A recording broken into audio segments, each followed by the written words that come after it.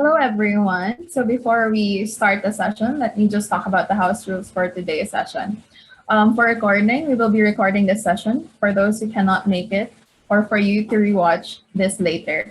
Recordings will be available for up to 30 days from when put up. So the presentations will be posted on YouTube. So we are pinning the video so that only the presenters will be recorded. This means you can choose to keep your video or audio on or off. If you speak, the recording will pick your audio and not your name. You can type your questions in the chat box if you prefer, and depending on the presenter, you can private message them as well. Please keep your audio mute whenever you're not speaking, otherwise we might pick up your background noise. We encourage you to check our Sugar and Spice Facebook group for latest updates and announcements. So for consent, please do not contact other participants outside the festival without their consent. You can always ask them for permission through the festival or Facebook page before messaging them. We do not want instances of participants feeling violated or unsafe. For emotional support, please email us at emotionalsupport@sugarandspice.asia. So hi everyone, welcome to Sugar and Spice Talk Series S&Sx. In this 2-hour evening, we will introduce 3 Asian presenters, with each speaking on a sexually related topic for 3 minutes. There will be a Q&A session afterwards. So our theme for tonight is group speakers. So our first speaker is Jamie Nonis. They, them is an accomplished journalist published in many of Singapore's top-tier luxury, lifestyle, and business publications, including Channel News Asia Luxury, Tatler Singapore, and The Edge Singapore over 20 years. As the only trans masculine presenting journalist in their media niche and a double minority in their field, Jamie is passionate about using their voice and platforms to spotlight LGBTQ plus conversations to help elevate the community while engaging more mainstream audiences through their 2 podcast series, The Jamie Nonis Show and Spectrum, which was created as a safe space for LGBTQIA plus voices, stories, and dialogue. On your screen now is a trans masculine presenting person with short hair wearing a black tee with a small rainbow motif on the upper chest. Tonight, they will be talking about trans liberation, living your truth. Let me turn the floor now to Jamie. So for most of my life, I thought that I was lesbian. I had my first crush on a girl when I was in P2. And she was in primary 6, and she was the only reason that I looked forward to going to school and lining up at assembly every morning. But I grew up in the 80s and 90s, before the internet was even invented, and there was no representation of LGBTQ folk in the media, so information was limited. The messages I did receive from religion, society, and family were explicit though, that being gay or lesbian is wrong, unholy, and immoral. I grew up feeling like there was something wrong with me, so I began hating myself. And for much of my youth, I lived in the shadow of shame, afraid to even tell my friends in school that I liked girls. Because even though I was in an all-girls school, my closest friends would always react with mock disgust whenever the notion of lesbian was brought up. So I felt for a while that I had to hide my true self in order to be accepted. At 15, I cut my hair short, and my new tomboy look confirmed my orientation and earned me the label of butch. I had my first girlfriend at 16. At 20, however, I got a wake-up call that left me jaded and disillusioned for pretty much the next 20 years. Fresh out of polytechnic, I tried applying for jobs. I still remember one of my first ever job interviews for a position as a writer in a magazine. The editor-in-chief walked into the waiting room, eyeballed me from foot to crown, and I knew in that instant that I had to brace myself for an uncomfortable conversation. True enough, she tried to test me throughout, asking me things like, would I wear lipstick if I had to attend work events or meet clients? Now, what does that have to do with the ability to write, right? But then again, that was the year 2000, 21 years ago, and the discrimination was palpable. Needless to say, I did not get the job. But what I did get was a message loud and clear that I'm not enough the way I am, that I had to be different to be accepted in society. So what I did was, for my very next interview, I softened my look and put on some lipstick. Guess what? I got the job. It was a win in the world, but a great loss for my spirit. It confirmed the narrative in my head that I needed to mold myself to fit a certain aesthetic or expectation in order to not be denied opportunities in life. This was a key moment of self abandonment in which I abandoned myself and I abandoned my truth. I told myself that I had to play the game to survive, that I had to look the part as far as I reasonably could to make it in a heteronormative world. I didn't go to the extent of wearing skirts or dresses, but I made sure to lean on ambiguity whenever I was directly confronted by questions of my sexuality by associates in my broader industry. So that's how I spent most of my professional 20s, choosing to be a little more androgynous in look and ambiguous regarding my orientation. I did what I felt I needed to do so that I wouldn't be discriminated against in the workforce and wouldn't be denied career opportunities just because of how I look or my sexual orientation, which was to prevent a little more androgynous, even slightly feminine sometimes at that time, and certainly not 100% masculine. I used to say that I felt like I was wearing a second skin, a skin that was not mine. To anyone who lives outside my body, especially cisgender people who may not have exposure to the lived experiences of trans folk, you may think that it's just clothes, right? Like, what's the big deal? But here's how it impacts our lives, and it's so pervasive. Not living as who you are, how you feel, or how you identify is a form of self abandonment. This is so harmful to our psychological and emotional well being, and maybe even physical in extreme cases, because it has a direct impact on our sense of self worth and self esteem. It impacts the quality of our lives, the jobs we allow ourselves to go for, and the people we attract into our lives. What happens when, at our core, we feel like we're not good enough? Well, we don't go for the jobs that we really want. We deny ourselves opportunities in life because we don't go for it.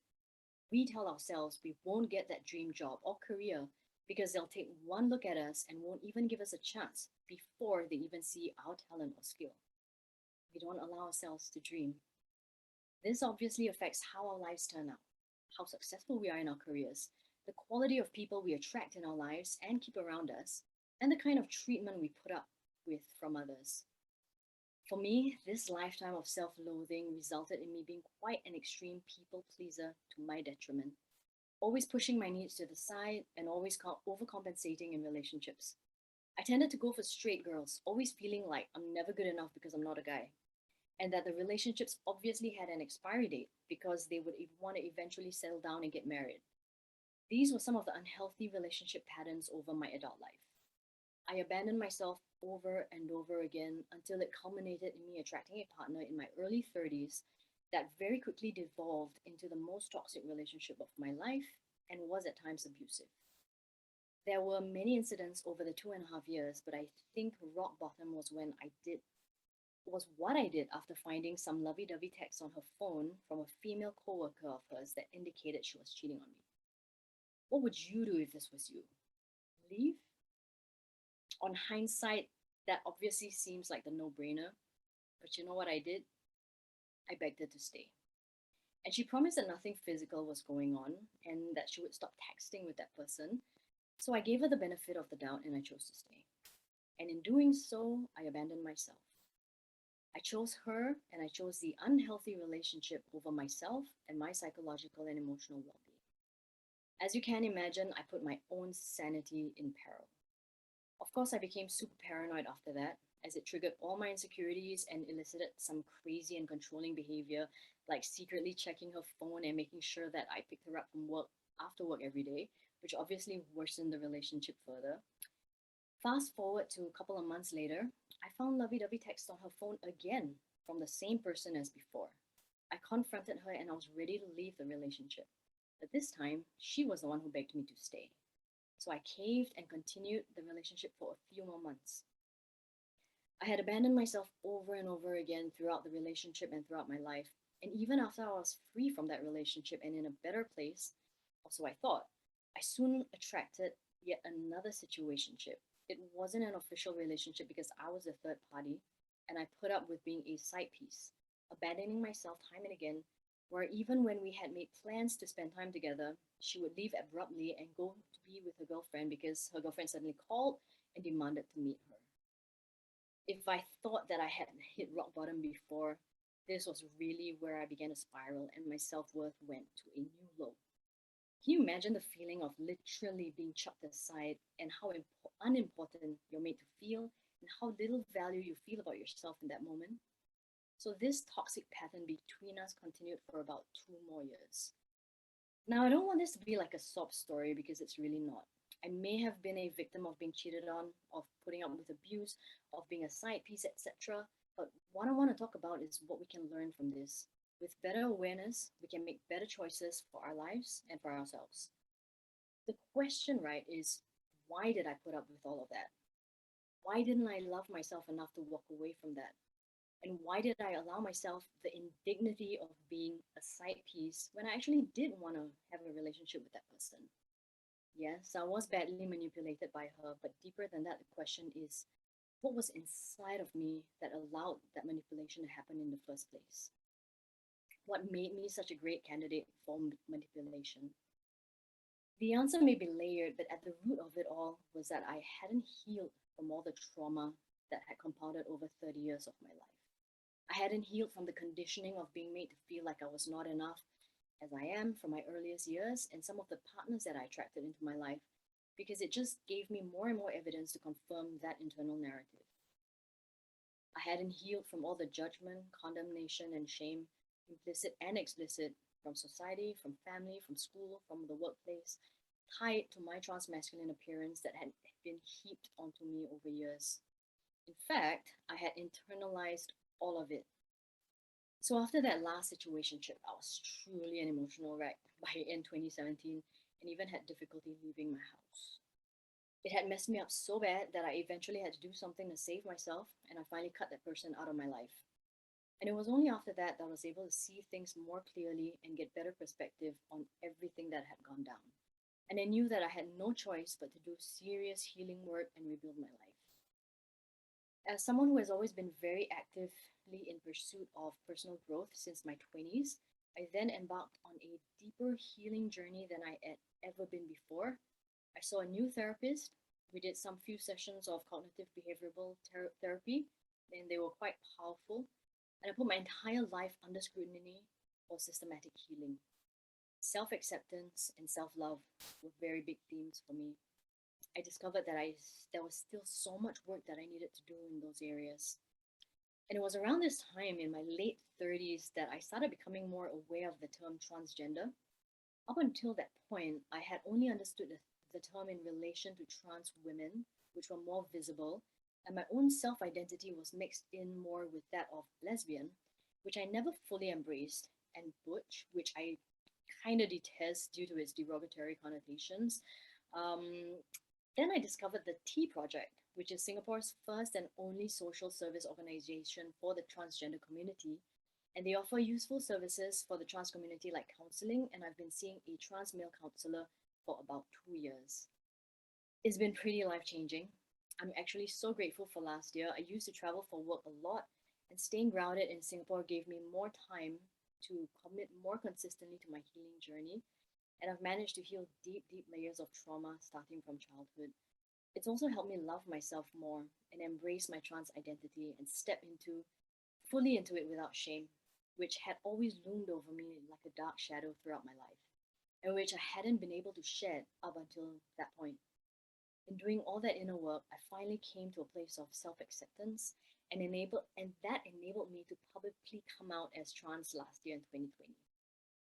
It also enabled me to finally launch a Spectrum podcast as a safe space for LGBTQ voices, stories, and dialogue, which was something that I had been wanting to since 2 years before.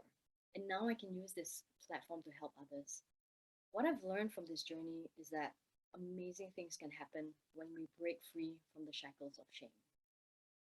Don't underestimate the power of standing in your truth and living your truth. Because by being true to ourselves, we're essentially living in integrity with ourselves. When there's internal alignment within us, things fall into place and flow more easily. And we can show up as our full selves, and people get to see and experience who we really are. rather than just knowing a part of us with the rest hidden away. And when we feel better about ourselves, we attract better things into our lives. Today, my self worth is no longer defined by others. It's no longer defined by the fact that I choose to wear a suit instead of a dress, or choose not to wear lipstick to work. Alignment and integrity are my utmost priority, and I will no longer subject myself to people and environments that require me to abandon myself. As a result of all this inner recalibration, my life right now is completely unrecognizable from when I was at my lowest point in 2017, when I was forced to begin this deeper healing journey. And it's pretty amazing. Sometimes I can't even believe the incredible opportunities that I'm attracting today. I'm a different person than I used to be. I'm more of myself than I've ever been. And that sense of liberation and living free to be who I am is absolutely priceless. And with that, I invite you to own your truth, live your purpose, and achieve extraordinary. Thank you. Thank you, Jamie. So we're open now for questions. I have some here already. So, Jamie, have you thought about going through sex change now that you identify as a trans person? Yes, I have. I have definitely thought about it, but it's kind of complicated because there's the whole family aspect and your parents and having those kind of talks, and then living, having lived like 40 over years actually as female, it's going to be different in society as well, and how society perceives you as male. So I need to go deeper with my current counselor to talk about these things, to really explore. I've thought of going for HRT as well, and hormones, not HRT, sorry, hormone therapy. Yeah, but I haven't quite decided. So I'm still on that journey of deciding whether or not to take that next step. Second question would be, when did you know that you were trans? So it was, I think I started realizing it in 2018, which was only 3 years ago. I've been tomboy for most of my life, couple of decades already, but I think the term trans is only like come into like social vernacular very recently. I mean, it's been around for a long time, but it's suddenly become a buzzword recently, I feel. And yeah, so I realized, okay, then I also interviewed, June Chua from the Tea Project, the founder. So she was the first person that I interviewed for my podcast. And then that's how I got to know about the Tea Project. And then I started to like look into this area more, to educate myself about this. I mean, up until then, I honestly didn't realize it just wasn't significant trans male. I didn't quite make that connection for some reason. Like trans women, we see, I mean, we have more like understanding about, I guess it's a bit more familiar, but trans male, not so much. So honestly, I didn't even think it might be even possible until 2018. So Matt is raising his hand. Matt, you can write down your message or you can actually speak. Hi. So thank you so much for sharing your experience. It's really been valuable to understand.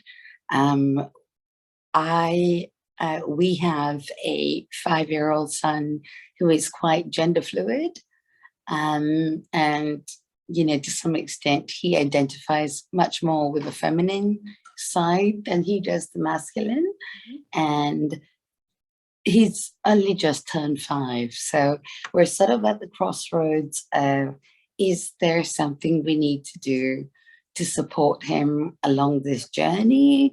Or do we wait till he gets to school and the system sort of, consumes him?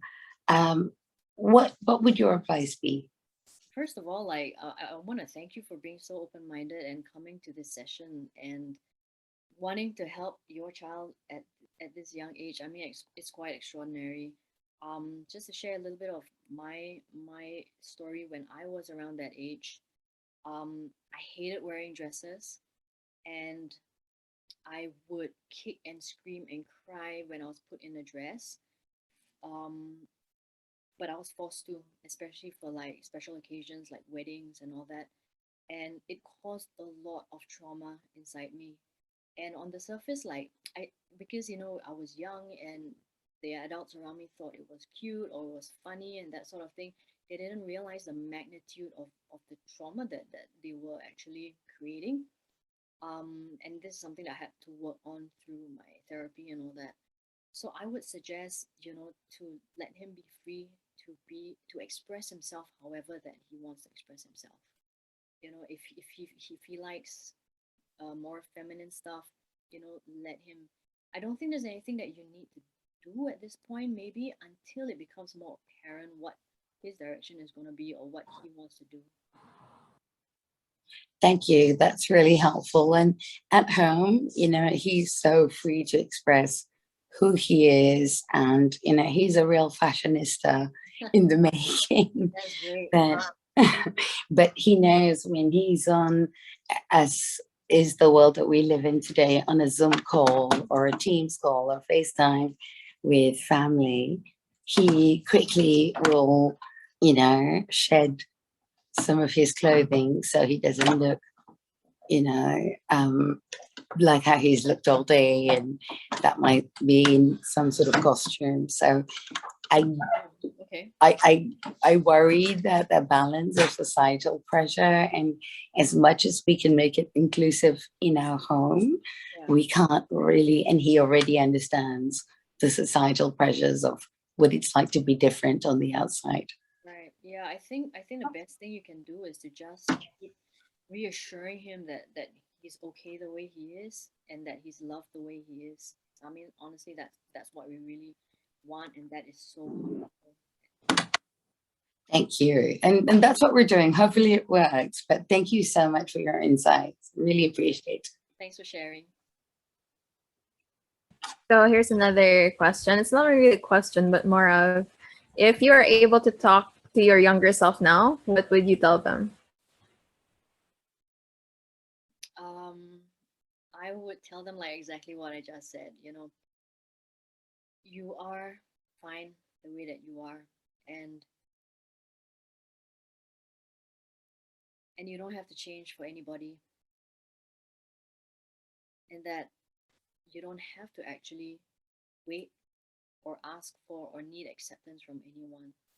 As long as you accept yourself, that's the most important thing. So last question. So somebody asked, are you currently in a relationship? And as a trans person, how do you find these people you date?